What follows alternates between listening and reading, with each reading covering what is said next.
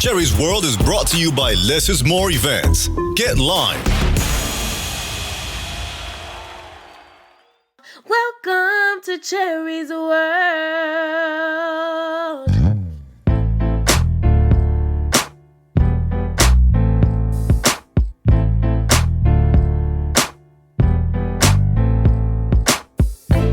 Hey, Cherie's World Podcast, and thank you for tuning in today. Before we get to our special guest, Mr. Kelly, Mr. DoItAll from Lords of the Underground, my homeboy, we're going to talk about some trending topics. So please sit tight, enjoy yourself, get you something to drink, something to eat, something, and curl up and listen to us. I got to start the show off, and I want to dedicate this show to my homeboy. I lost a huge love this past week. His name is Timothy Bird, a.k.a. Iceberg. Everybody in LA knows Iceberg. He was a kind heart. He was an underground rapper, and he was also known across the comedy circuit in LA. Unfortunately, he is no longer with us. Bird was one of my biggest supporters for the past 20 years. And I just have to say, summer, autumn, to his baby's mother, Candace, and to his mama Bird, I'm heartbroken with you guys. I am so sorry. I love you. And Cherie's World will forever do whatever we can do to keep Iceberg's legacy alive. Speaking of legends that we have lost, we lost Miss Janet Du Bois, a.k.a. Willona. The Black community got hit hard this week, y'all. So the show is dedicated to them. I'm very sorry for the whole Du Bois family as well. This is Cherie's World. Making Memories Sale Series. It's a sale that allows families and people in our communities in any city, state, or showtime to attend a series of events at a lower price than most, such as like the Trolls Live, Disney on Ice, the Universal Soul Circus, concerts, sports, and more. Contact Less is More Events at 202-930-3533. Again, that's 202-930-3533. Visit the website, getlimetickets.com. They're on social media, Facebook, IG, Twitter. Less is More Events. Get out and lime. Hey, if you're listening to Cherie's World Podcast on Apple Podcast and iTunes, please give us a 5-star. Let us know what you think. Leave us a review. I want to hear from you. Thank you. Would you like to advertise on Cherie's World and have your product placed on Cherie's social media for the world to see? Email us now at cheriesworldpodcast@gmail.com for low introductory rates.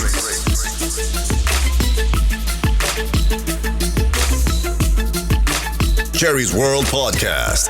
Get heard. The week that was and this week's trending topics on Cherie's World. Without further ado, let's talk about these trending topics. What you got for me, Courtney? All right, Cherie, let's get into this trending news of the past week. A name who we haven't talked about much on this show. Wendy Williams. Wendy Williams apologizes to gay men for saying they shouldn't wear skirts. She claims she was out of touch for saying that after she had a segment on Galentine's Day in which she dissed gay men planning to celebrate the unofficial holiday, claiming it's a woman-only occasion. The talk show host said, "I don't care if you're gay. You don't get a menstruation every 28 days. You can do a lot that we do, but I get offended by the idea that we go through something you will never go through." Williams didn't stop there, adding, "and stop wearing our skirts and our heels as well," remarking women don't have anything for themselves anymore. All right, Cherie, I don't know too much about Galentine's Day. By the way, happy belated Valentine's Day to ladies. So I don't have an opinion on this. What do you think about Wendy Williams telling men or gay men to stop wearing our skirts and high heels and not participating in Galentine's Day. Happy belated Valentine's Day, boo. But are you seriously asking me about Wendy Williams and her ass? First of all, she ain't got no menstruation every 28 days either. And she need to take them damn dresses, skirts, and heels off her damn self, looking like a tree trunk with titties. Whoa. Damn. I don't even want to talk about Wendy no more. That was so 2018. But come on, Wilbert, whatever your name really is. She just mad that her man left her for a woman.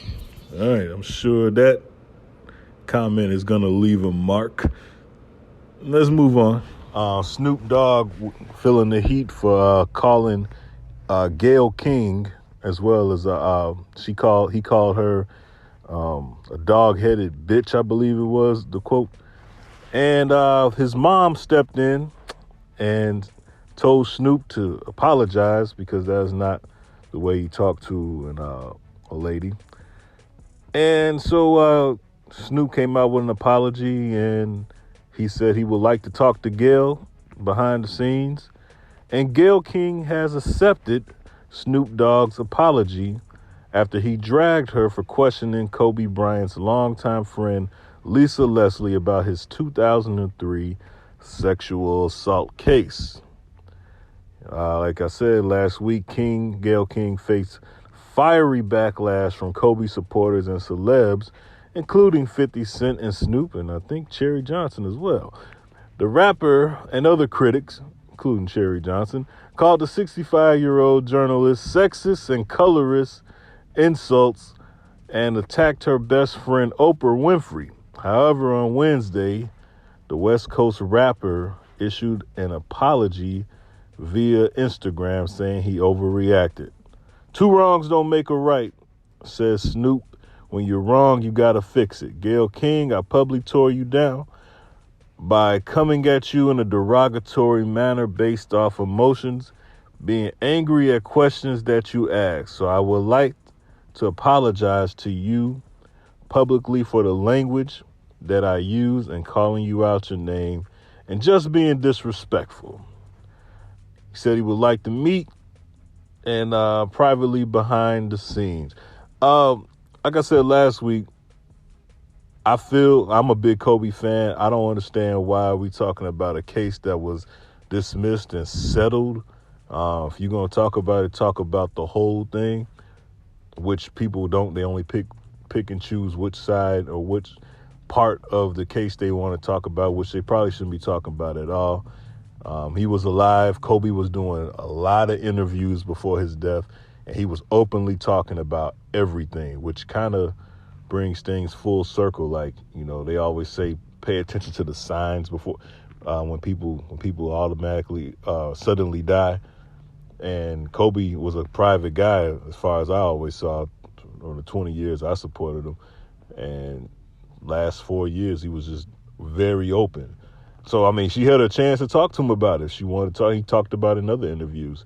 So, what do you think about Snoop and Gayle King possibly settling their differences? Nah. I didn't attack Oprah. What I did do is I posted a picture of Gayle King and Harvey Weinstein. And I said, you want to talk about somebody's charges? Why don't you question your friends? You keep it all even. Kobe was found innocent, so there was no reason for her to bring that up. That was a personal dig, and it was the wrong time. She had 10 years to talk to dude before he passed away, so why bring it up now? Go question one of your friends. Talk to Oprah's spiritual healer, okay? Because neither one of them have been found innocent, and those are your homies. You all hugged up and kissed up on them. What I said was, it always takes a black person to help the demise of another black person. Like, this is off subject, but human trafficking. We have 64,000 black girls who have disappeared. That is not possible unless people in the black community are assisting this. They just arrested 8 black men for trafficking, and a woman who had a private school, was black, was selling the girls from the school. Come on, what kind of modern day slavery is this, dude? Always one of us will sell us out for the white man and the almighty dollar. I'm not cool with it. It comes a time when we say enough is enough, and we're going to start to stick together. All right, last story, Cherie, before we get to our guest this week. Big Daddy Kane clarifies his comments on Cherie's World. Big Daddy Kane was on an episode of Cherie's World. I don't know if you heard of this podcast. Cherie's a great podcast. It's a beautiful, intelligent, very attractive host. And she got a pretty cool sidekick as well. Cherie's World. I'm going to check it out. I'm going to subscribe to that podcast. Sounds like a pretty dope podcast. But anyway, Big Daddy Kane is sharing who he thinks is the Kobe Bryant of hip-hop. Kane did an interview with Cherie's World podcast with Cherie Johnson and talked about how he reacted when he heard about the news about Bryant's untimely passing. This is coming from Revolt TV. The interviewer asked Kane, who do you think is the Kobe Bryant of hip-hop? And Kane took some time out and he said, yep, I'm going to go with Eminem. Now, Hip Hop DX website reached out to Big Daddy Kane and to clarify his comments.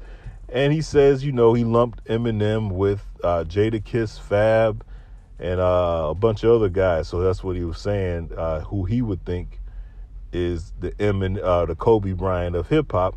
He lumped them all in that group. So he kind of clarified from initially stating just Eminem to Fabulous, Jadakiss, amongst others.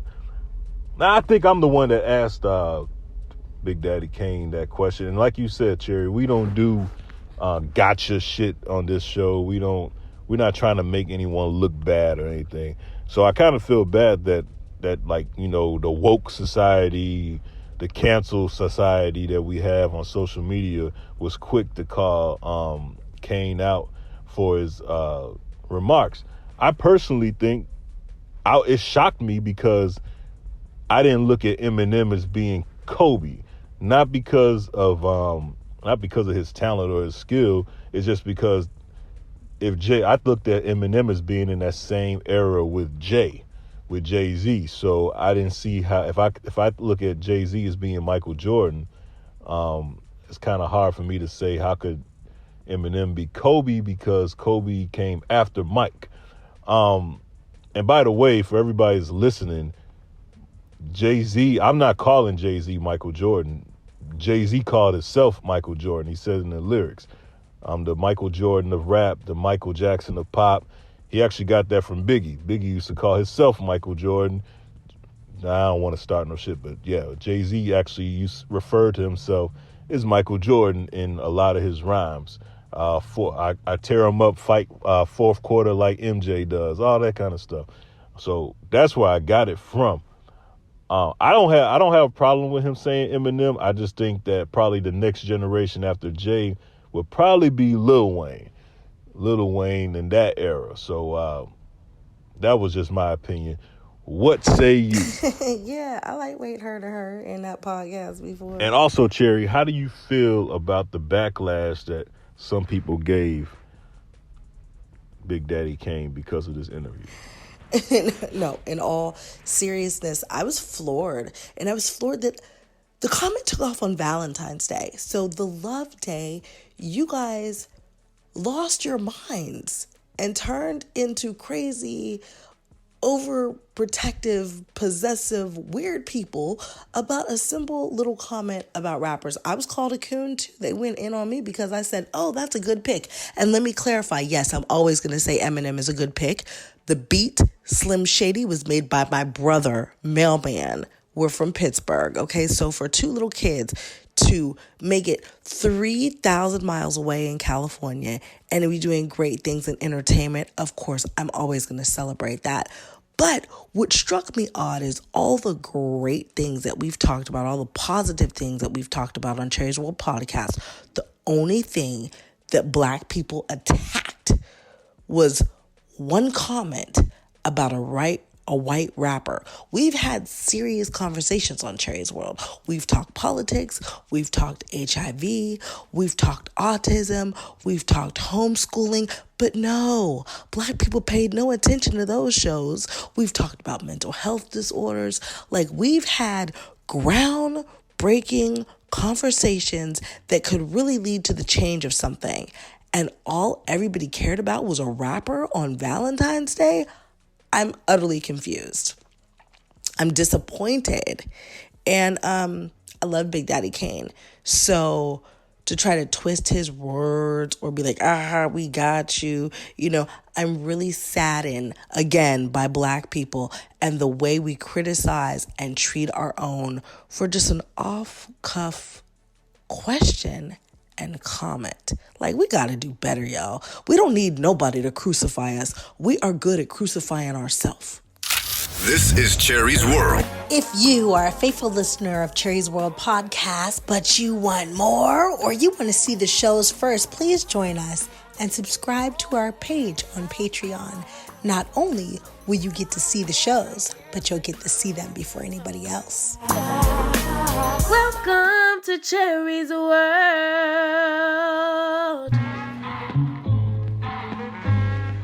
You look good in a suit, yo. Oh man, thank you, man. What hip hop look like grown up, right? It's beautiful. I am so proud of you.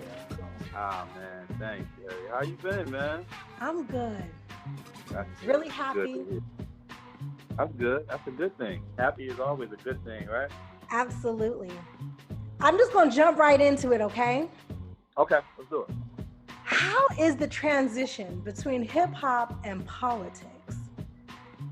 You know, I really don't consider myself a politician, so I just feel like it's a natural transition. It's a natural progression. You know, when we was like 20 years old, I was on tour with Tupac, and me and Pac almost got into a fight, right? And just to fast forward the story, he bought two 40s of old English 800.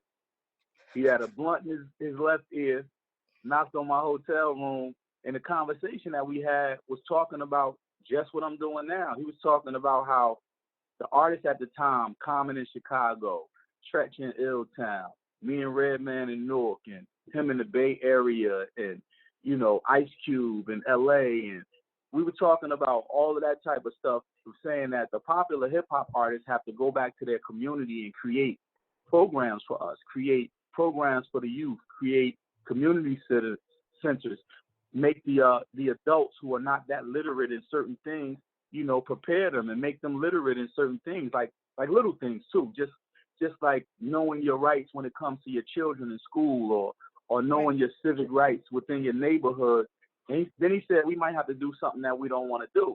And I'm like, what? He's like, man, we might have to, he said, really to effectively change the laws, we might have to get into legislation. I'm 20, I'm not even really knowing what he's talking about. You know, I'm thinking, you know, some Black Panther type of stuff. And he like legislation? He's like, yeah, we got to become politicians. Those are the ones who make the laws. Yeah. So I didn't really understand, you know, a 20-year-old telling, you know, another 20-year-old this at that time. But now as becoming an adult, I was like, wow, Pac was really ahead of his time.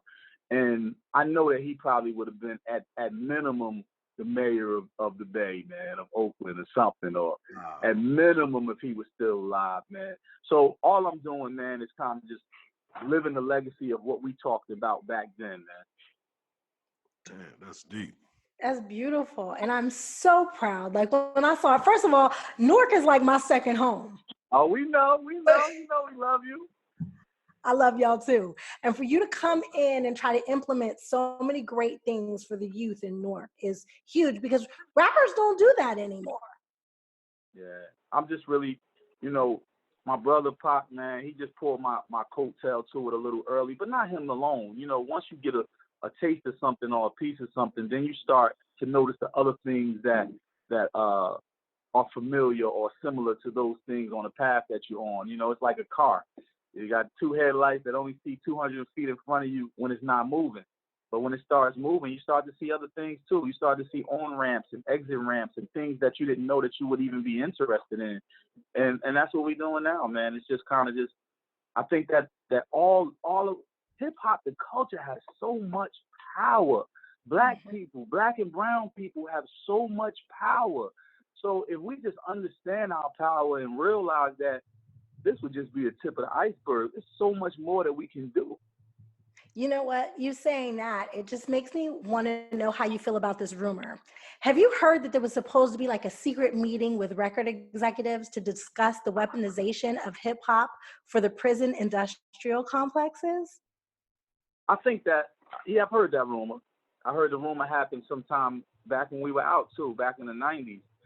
And I can't really say if the rumor happened or not, but I can say this, that it's logical.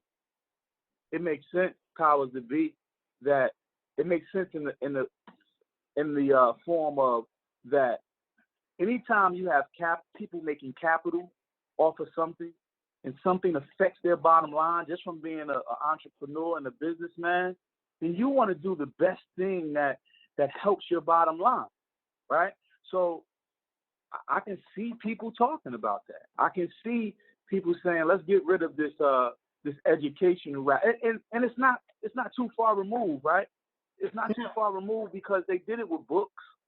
They did it with our education there's a rumor going around, if you're talking about rumors, that Martin Luther King and Malcolm X were killed because they were 39 years old, both, when they got murdered, right? Yes. And biologically, women, they begin to find who they are in adulthood at about 25 years old. They become a woman, and they're probably going to most likely be, not saying that they won't have any growth, but they're going to be who they are and fully mature at 25. Men, it takes us 39. It takes us 40 years old. When we're 40 years old, that's when we are at our highest peak of maturity. They killed Malcolm X. They killed Martin Luther King at 39. They were doing all of those things before they got to 40. So by the time they would have hit 40, it would have been a whole nother revelation that they would have had. So if we're talking about rumors and theories, I think that, if you kill a black man before 40 who is doing great things, then you've just weakened our bloodline. You've weakened our DNA. You've weakened the strength and the power that he was able to give to the world. Absolutely.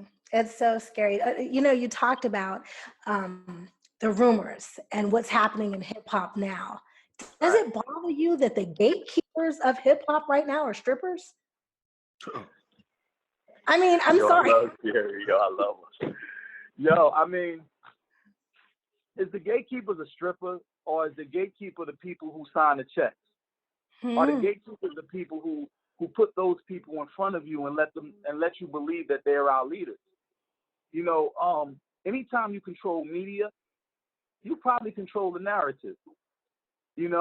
So when you can inform people on a massive level, the masses at such a high level, then you probably control the narrative. You can feed them what you want. You can program them what you want. I mean, like we all know, that's why it's called programming, right? Radio programmers, television programmers. The internet put a little sidestep into that because people can do what they want.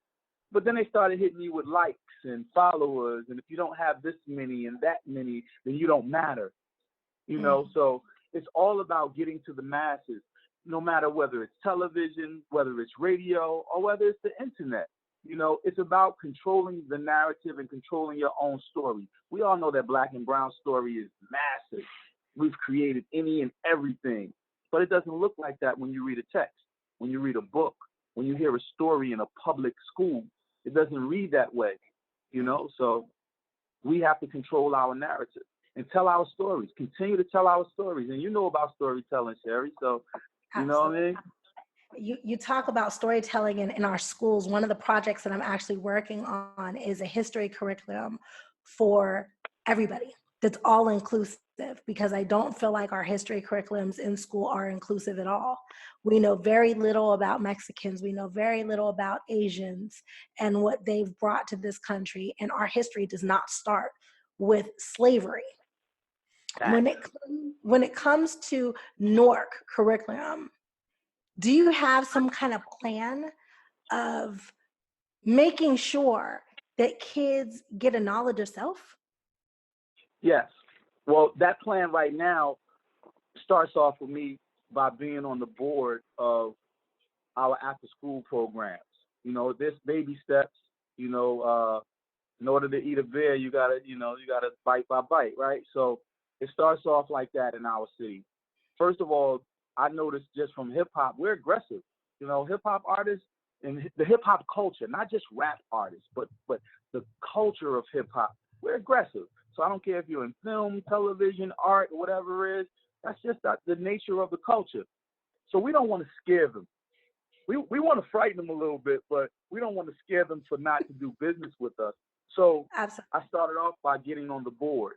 And by getting on the board in the after-school programs, I can now have one-on-one interaction, myself and my team, and talk to these young individuals who are not eating breakfast, coming to school, putting their heads down because their stomach hurt, not because they're a problem, you know, or the one child who keeps his hoodie on over his school clothes because he doesn't have deodorant on and he doesn't want the other children to make fun of him. Like it's little intricacies that somebody might expel or suspend a student. And these are problems that can be solved just with conversations and knowing your area, knowing the surrounding and knowing the space of the location that these children come from. So with the after school program, I wanted to start like that. But my ultimate goal is to build DoItAll University. I want people to go to DU, which is a cultural center. But more than just a cultural center, it teaches the things that the 100-year-old educational system does not teach. I don't think they make you change your phone plans every so often. They make you reevaluate this plan and this contract year to year, 2 years out. You know, something might change every 5 years. Well, why doesn't our educational plan change? You know, you're talking about 100-plus-year-old system. We're teaching the same way and the same things. That means that you're telling me that our society hasn't changed in over 100 years? We all know that that's not true. And we shouldn't allow ourselves to keep being programmed and fall into that. So, yes, I think the ultimate goal is to start teaching the things that matter to the person who is living the life. Teach civics. Teach how to do, teach economic development. Teach economic empowerment. Teach the quality of life. Teach those things that help you empower yourself to go out there and get it. Now, I'm never going to tell anybody not to go for or achieve a higher education. But some people, it might not be for them. You know, so you'll incur this $200,000 debt only to get a $50,000 or $60,000, or let's say you got a good job, an $80,000 job a year, and it's going to take you to your 50 to 60 years old to pay off that debt. Then once you retire at 65 or 67, what it is right now, what do you have? 11 years left to live your life. So I try to direct people. I don't try to tell people what to do or anything. Just direct them toward their passions. Direct them toward their course of life, and then invest in that. You know, if we spend $200,000 on higher education, then take that $40,000-$50,000 a year and invest into what they love to do now. Okay, go ahead, Courtney. I know Courtney wants to get into music. No. I'm gonna stay right here where y'all at. You a deep brother. I just want to tell you that, man. I like learning and listening, man. So, how do you and Cherie know each other? Oh man, just from being in the industry, man. You know, Jersey all day, man. You know, I mean, I'm a fan. You know, I'm a fan of hers. I'm a huge fan. Ah, man, same here, vice versa, for real, though. I'm not even BSing. I'm a fan, though. No, me too. Are you kidding me? I'm a hell of a fan. And then to know that, like, you know my god brother, you know my homeboys. Right, right. Yeah, she's always. You know what I like about Cherie? She's always been. I feel like she's always been 1,000%. Like she gonna say what she gonna say. She gonna mean how she say it. You know what I mean? Like I love it. I love it. That's dope. He's basically saying I'm a little hood. Hey, ain't nothing wrong with Lil Hood, though. Not at all. For real. So y'all met in Jersey or you met in LA? Jersey. Jersey. It was Jersey. Yeah, it was Jersey. Yeah. Jersey. What you was doing out in Jersey, Cherie? That's like my second home. My godfather, rest his soul, just passed away. But my godfather used to kind of give me the open key. He had an apartment building and then he had a house in Jersey where he put me and my godbrother next door to him because he didn't want us in the house with him. And he'd let us run amok, basically. Right. And I love Jersey, you know, because I would come from Malibu to New Jersey and I'd be back in the bricks. I'm an East Coast girl. So Right. to be back in my environment and be able to run the street with my backpack on and just have great days Right. was awesome. And then you see somebody like DoItAll at the corner to tell me, take your little ass home. That's right.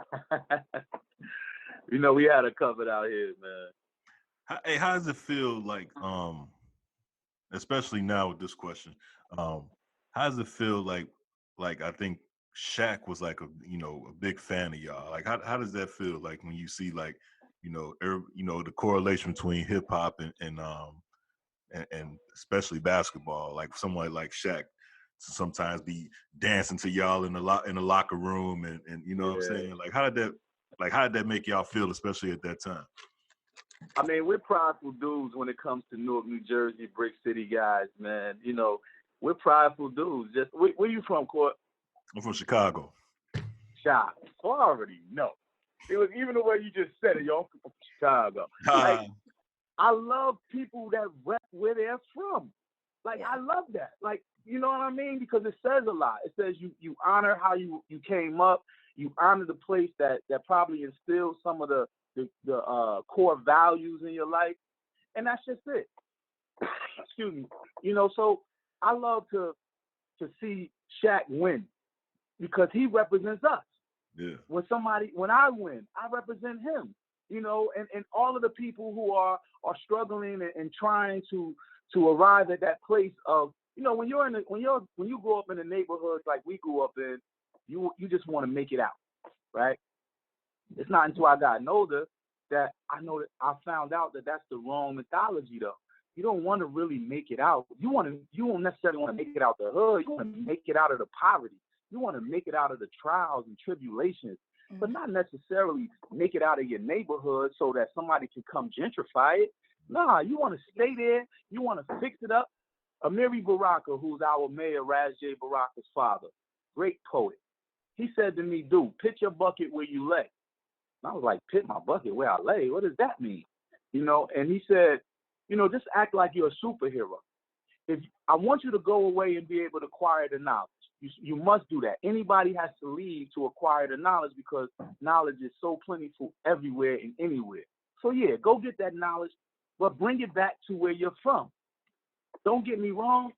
When you represent where you're from a distance, that's cool. But it's better to have hands-on. It's better to touch, you know, and be there so people can get the full sense of who you are and what you bring to the city. I'll give you an example. Pitch your bucket where you lay. If you're a superhero, meaning you became a brain surgeon, and you go out to Cali, if you're from Newark, and you go out to Cali and you get a great job at Cedars-Sinai, right? Yeah. Everybody who needs your expertise has to fly into that place if they're not already from there, or drive into that place. And what that does, it changes the economic development within your neighborhood because the restaurants go up now. The hotel stays go up now. All of that go up. But if you bring that back, let's say to Newark, New Jersey, to a university hospital or a Beth Israel hospital, guess what? You've just done the same thing. Your expertise is your expertise. Your superpower is your superpower. And when people need it, they're going to come to you to get it. Word. That's real. Yeah. Now, you were on tour. We tried to get you here last month, but somebody was overseas. Man, thank God for tour. Thank God they still love that Lords of the Underground, man, for real. I is a huge Lords of the Underground fan. Oh, man, shout out to DJ Lord Jazz and Mr. Funky, man. Funky lives in a villa in France, but he's here till February 9th, so I was trying to hope he would stop by, but he's in New York, so I was trying to surprise you and throw him on, too. Wow. Shout out to Lord, man. We got a new single that dropped with Onyx today, man, called What the F. Whoa. What Up? It's called What Up. It's called What Up. Yeah, shout out to Onyx, man, Sticky and Dro. Yeah, and the Snow Goons, produced by the Snow Goons in Germany, man. It's out today, too. Okay. It's called What Up. I'm going to get it. Hey, I remember when you ain't gonna believe this. When I got y'all CD, it was with this man. Back in the day, I was like 11, maybe 12, and I ordered from this this catalog where you get like 100 CDs and you only got to pay for like, I forgot what it was. Like it was like, and they sit like, it was like 10 cents a CD or something back then or something, right? I don't remember because I only paid for it because I didn't have no money. I was 12. I ordered it, and it was like, and they sent me like a whole bunch of CDs, and they said I had like Nice and Smooth, y'all. It was like it had a whole bunch of Poetic Justice soundtrack, and I was like, and my mom came in and said, "How you get all these CDs?" And I was like, I went on the catalog and got them. I guess I got to pay later. And so I remember having this like entertainment center. I was trying to dub it. You probably remember that. You got to dub the CD on the tape. That's right. So I was trying to do all that, man. My mom came and took all that stuff and sent it back, man. But look, you lived the whole hip-hop process right there, trying to dub them before they went back. Yeah. For real. That is hilarious. Now, what did you think, since we have to go back, how did you first fall in love with hip-hop? Yeah. I first fell in love with hip hop from breakdancing. I first fell in love with hip hop from breakdancing, man. So we lived in my uncle came home from the army, and he brought this record with him. He had my mother gave him the guest bedroom. He brought this record with him that he used to play all the time. He came from the army. He used to fight these praying mantis in a shoebox, and he used to smoke his little joint, his marijuana joint. So I would hear this music coming out of his room. I would smell the aroma, and it was just hip hop to me. I didn't know what the music was because it was a new thing. Yeah. So I would sneak in his room.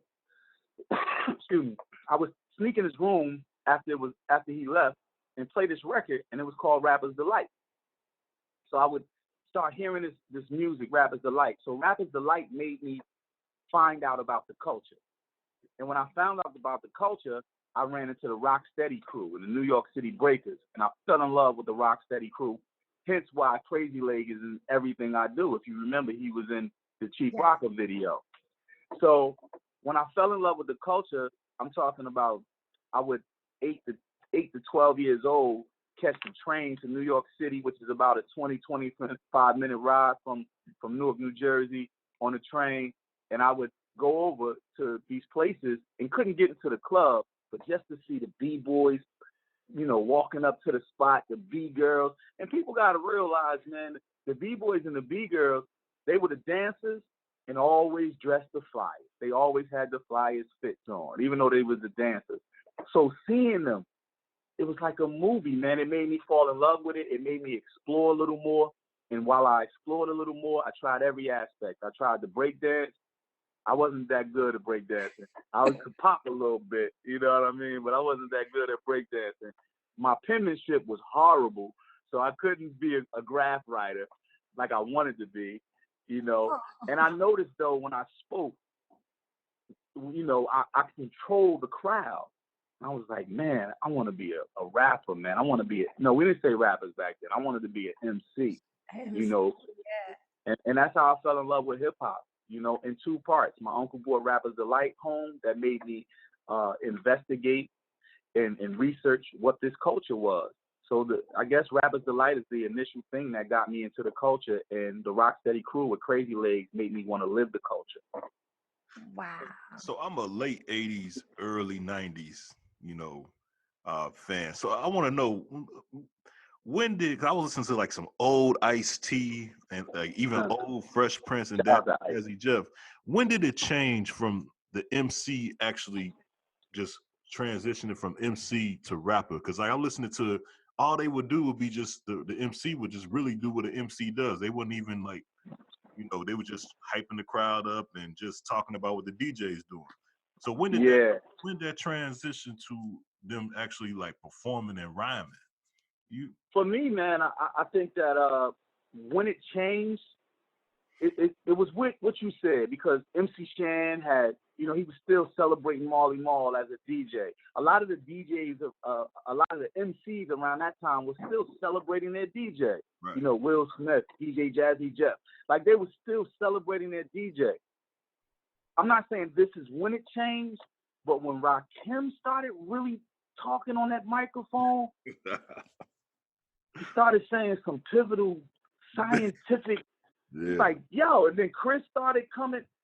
Even Chris was still more of a MC. He was lyrical, but he was still MCing with it.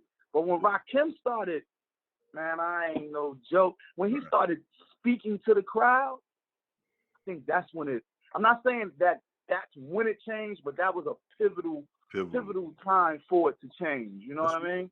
Yeah, that's real right there. Yeah. I miss those days. I grew up in an all-white neighborhood. And so when we finally got Yo MTV Raps, oh man, woo, and y'all video hit Yo MTV Raps, I was like the happiest girl in the world. Me too. How did you feel seeing yourself for the first time on MTV? I just feel seeing ourselves for the first time. I heard ourselves first before I've actually seen it. I was uptown. Just to be honest, I'm in a bodega. I'm with a brother by the name of Derek L.A. Jackson, who was one of our co-managers who went on to do so many great things with Lil Wayne and just so many people. But he found the roots. Our co-manager found the roots as well as finding us. I was going in the store to buy a Dutch. 19 years old, just being honest. 19 years old, I go in the store to buy a Dutch, uptown, Harlem. We've been playing our record all along while in our own car because we're new. We just want to hear our stuff over and over again. So I hear Psycho just rumbling. And I thought it was coming from our car. So when I go out, I'm cracking the Dutch and I see two, I don't know if they're Puerto Rican, but they were Spanish in the low car. The engine was loud. In Harlem, banging Psycho. I was like, yo, ran into the car, and our joint was on the radio. Wow. So that was the first time. That was a amazing experience for us, man. And then the first time I saw a visual from us was a record called Check It. And it was on, shout out to Ralph McDaniels, man. It was on Video Music Box, man. He gave us our first love. Music Box, yeah. And the crazy thing, my DJ was in a relationship with an actress at the time named Paula Parker. Paula J. Parker. Was it oh, J. Parker? Yeah. Yeah, Paula's our girl. So she was rocking with us when we was just new. You know what I mean? Because that was my DJ's girlfriend at the time.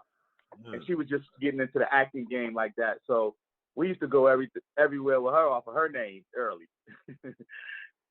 So. I love her. Yeah, that's the homie. Hey, I remember my friends, like, we was like 18, 19, my boys, they ended up being on the same thing, first started out on the box, and then they end up going, then we seen them on MTV, and that was such a big deal when they ended up being on 106, now, was it 106 Rap City? And that was like such a big deal, like to turn on the TV and see, your people on there. Do you think that's getting lost now? Because they don't have like video shows no more, like exclusive video shows now. So like the exclusive, like now anybody can like just make a video on their iPhone and put it out. I've done it, for people. So I mean, like, do you think it's like kind of lost now? Yeah, I think it's lost because it wasn't cultivated. You know what I mean? Like, meaning it wasn't kept as supreme, right? Supreme clothing. I'm saying this for a reason. Supreme clothing and clothing companies and clothing apparels like that are successful because it's exclusive. Yeah. Right? Like, you can only get a certain amount, or you can only get this shirt or this sneaker or this table set or whatever it is. It's Supreme. So, you know, if you buy a Supreme, it's not 1,000 of them out there. Right. You know what I mean? You know, if you see somebody in Supreme clothing or whatever it is, you know, it's only a few of those. Right. There was only a few television shows. There was only a few video shows. So when you arrived at that space, it was like, yo, I made it. There was only one Soul Train. You know what I mean? You wanted to get on Soul Train. Arsenio Hall had the Black Talk Show. You wanted to be on Arsenio. It wasn't so much saturation. There's so much saturation now that how special is it? You know, Cherie, I don't know if I told Cherie that. Or bags or whatever, but if there was 2 million of a certain bag, you probably wouldn't want it. If there was 2 million of a certain shoe, you probably wouldn't want it. But if there's 200 of them, you're like, yo, I need one of those. I ain't going to buy that stuff anyway. I'm going to Canal Street. Oh, right. I feel you on that. Sorry. All right. When I was younger, I used to spend money on bags and stuff because I didn't know no better. Right. I got off the one day and started venturing off and was like, whoa, wait a minute. Yeah, Canal Street, how you twist it. Yeah, I ain't never bought another. Canal and Delancey. But, you know, but, you know, that's what it's funny you say that, because I had the same conversation with Cherie all the time. I was like, you know, it's like Will Smith and Fresh Prince was doing this tour, and everybody keeps talking to them. I mean, Martin and Will Smith, they keep talking to him about Fresh Prince and Martin. And that's why I was telling Cherie, I'm like, in the 90s, Friday nights, we turned to Family Matters. It wasn't a whole bunch of other channels. We didn't have a whole bunch of options. So everybody knows Maxine. You know what I mean? So, like, when you have all these other stars and stuff coming out now that's on 341, 342, and VH1 Plus and V8, that shit don't mean nothing as much as, like, you turning on 7:30 at this girl right here. You know what I mean? Man, that's prime time, man. Exactly. That's why I was such a fan, because I felt like they represented us. Right. You know what I mean? They represented us. They looked like us. They talk like us. You know, they walk like us. They were us. So when I watch Family Matters or something that was similar to that, they represented us, man. That's why, you know, Martin and things of that thing, you know, did well. And Jamie Foxx show and all of that. Think about the black shows. So very successful numbers-wise when they're rocking, right? And then they just cancel them. It's too much power, man. When we have too much power, they'll give a white show another chance. The numbers weren't that good. Let's give them another season. See what happens. It was okay, but let's give them another season. And I think, you know, numbers picked up a little bit. They might. As soon as our numbers can be incredible. As soon as they dips a little bit, or it's a bad week, it's like, we need to think about this. Or I don't even have to dip. You know, we can have successful shows, man. And I'm not a conspiracy theorist. Well, maybe I am a little bit sometimes. But, you know, sometimes, man, it's just when people of color, man, you know, get too much power, people like to dim the light. And that's why we got to own our own platforms. You know, when we own our own platforms, then we control the narrative. This is Cherie's World. If you haven't yet, you need to check out Shai Figaro's Couture. It boasts with a distinctive line of contemporary apparel and accessories that represents beauty, sex appeal, with a daring look that orchestrates the message of confidence. Shai Figaro Couture is all about uniqueness. They create an extreme passion for fashion, and each piece in their collection has a unique story of its own. You know what makes them unique is that they focus on the distinctive and trendy silhouette that influences the way people dress. If you want to know where I got my secret pieces in my closet, make sure you check out ShaiFigaro.com. Let me ask you this real quick. I don't mean to cut in so fast, but I got to ask this. What do you think about Byron Allen and him trying to buy or the dispute he has with Viacom? Was it Viacom? is it Viacom? Yeah, he has with all of the with Comcast. Comcast. Yeah, I think he has an incredible point. Yeah. Because if he has over 200 shows, excuse me, if he has over 200 shows and being very successful in the light that he's presenting them in for a low cost, then why are we not awarding him? Why are we not catering to that? Why are we dimming the light? Why are we not helping that rise even further? Because it's not just about the economic dollar with them and the economic power. It's about diminishing ours, rising theirs. It's not about our intellectual properties. You know, they can give a hell. They're not trying to give us power so we can gain more power and influence our people and our culture. They don't want to do that. Salute to Byron Allen, man, for even slipping in enough to be able to get where he is. Because they didn't think all of those B-rated shows are going to get him popping to be a billionaire. Right. Content is king, man.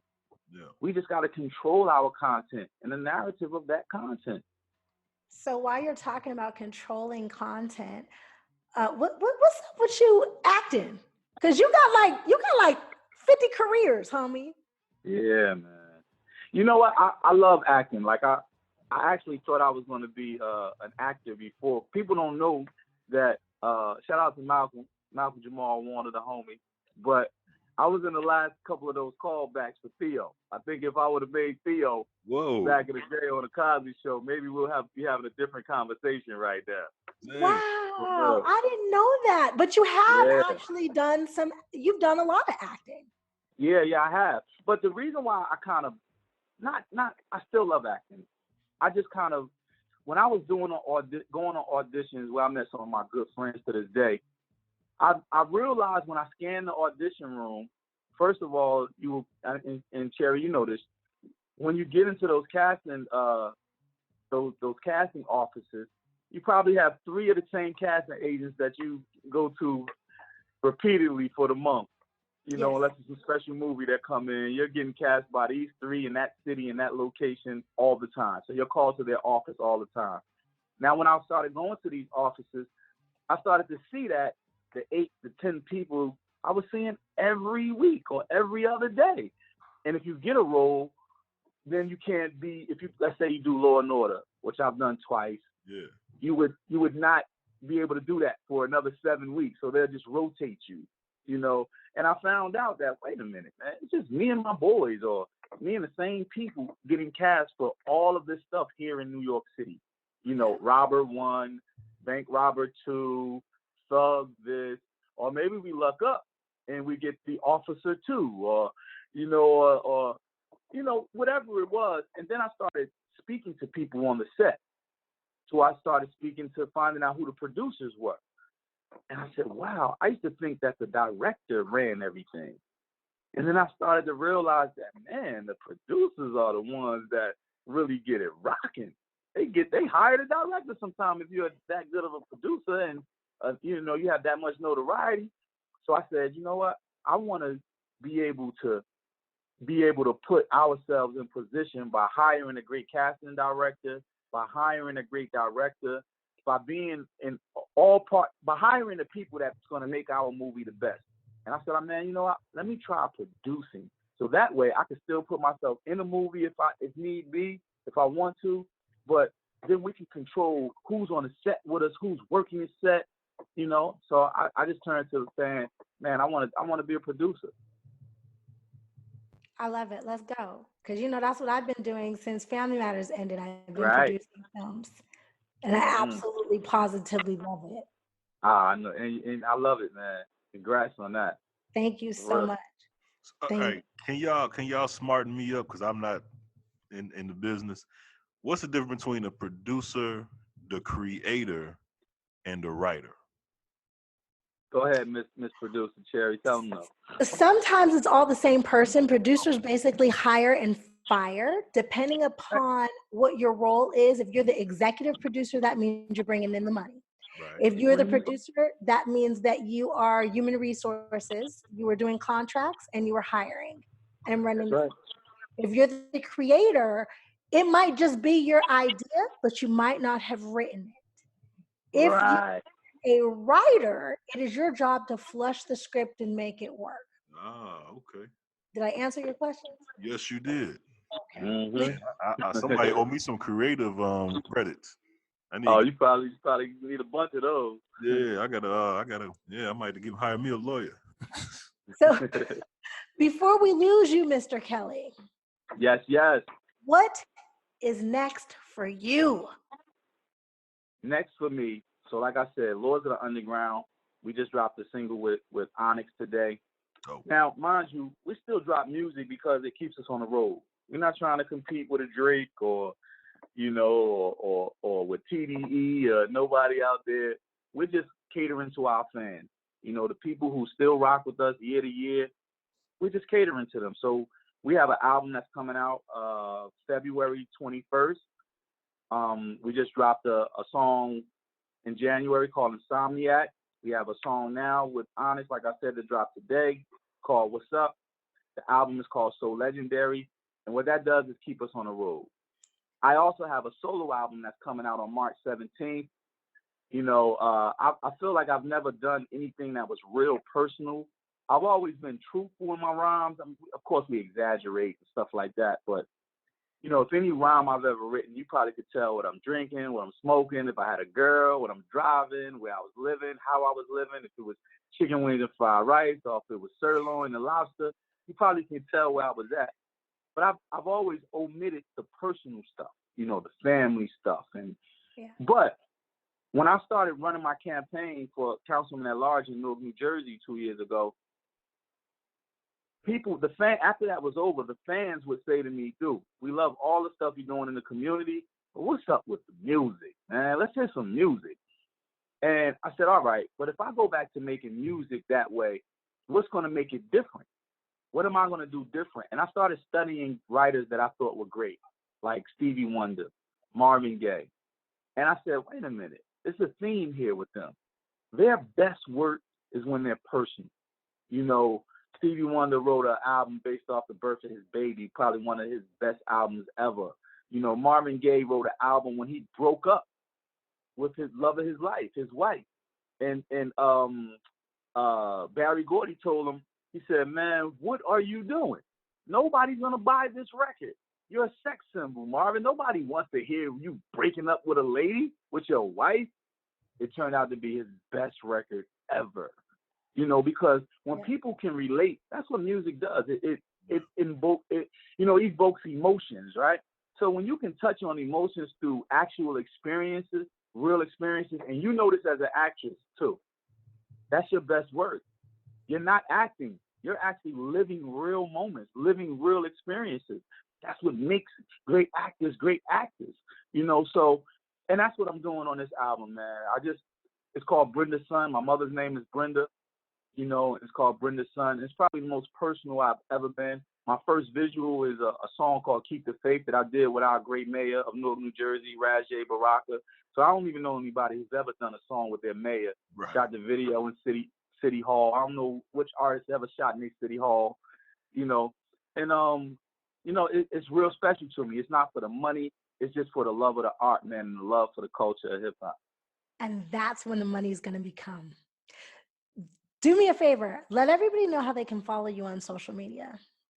What's up, everybody? You can check your boy DoItAll, Dupre, Kelly out on Instagram at DoItAll, and that's DoItAlLdu. DoItAll do. So that's DoItAlLdu. DoItAll do, and that's on Twitter. That's on Instagram, and DoItAll Dupre Kelly on Facebook. Oh, he got all official on him. Yeah, I had to get official on the Facebook. That was the campaign that did that, right? I love it. Courtney, do you have anything else for him? Real quick, I'm gonna ask just about anybody that's. I hate to bring the show down, but just tell me what was your thoughts on the death of Kobe Bryant?